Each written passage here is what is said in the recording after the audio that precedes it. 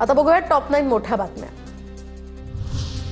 पाऊस आणि विहिरी तुडुंब भरल्यानं राज्यात यंदा रब्बीचं क्षेत्र 67 लाख हेक्टरवर जाणार। शेतकऱ्यांनी बियाणे आणि खतांची चिंता करू नये, कृषी मंत्री दत्तात्रय भरणे यांचं आवाहन। विठ्ठल मंदिरातील बीव्हीजी कंपनीच्या कर्मचाऱ्यांना दिवाळी भेट म्हणून मसाल्याचे किट, तर किटमध्ये चिकन मसाल्याचा समावेश।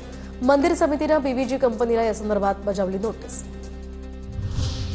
निलेश गायवळ आणि सचिन गायवळ विरोधात कोथरूड पोलिसांकडून आणखी एक गुन्हा दाखल, तर एका कंपनीकडून 45 लाखांची खंडणी वसूल केल्याप्रकरणी गुन्हा। दरम्यान सचिन गायवळला आता नोकरीवरून काढलं। सचिन गायवळ स्पोर्ट्स प्रशिक्षक म्हणून एका शाळेमध्ये कार्यरत होता। गुन्हा दाखल झाल्यानंतर मिलेनियन या स्कूलकडून ही कारवाई। अहिल्यानगरमध्ये कुख्यात गुंडाचा व्हिडिओ शेअर करणाऱ्यांवर पोलिसांची कारवाई। कायद्यामध्ये राहाल तर फायद्यात राहाल, नगर पोलिसांचा नाशिक पॅटर्न। व्हिडिओ व्हायरल झाल्यानंतर गुंडांचा सहकाऱ्यांना संदेश। बीडमधील उपसरपंचांच्या आत्महत्येला जबाबदार असणाऱ्या पूजा गायकवाडचा जामीन फेटाळला। पूजानं अत्याचाराचा खोटा गुन्हा दाखल करण्याची धमकी दिल्यानंच गोविंद बर्गेंची आत्महत्या। शिर्डीच्या साई आश्रमातील 77,13,000 अधिक रकमेच्या विद्युत साहित्याची चोरी। साईबाबा संस्थानच्या 47 अधिकाऱ्यांसह कर्मचाऱ्यांवर गुन्हा दाखल।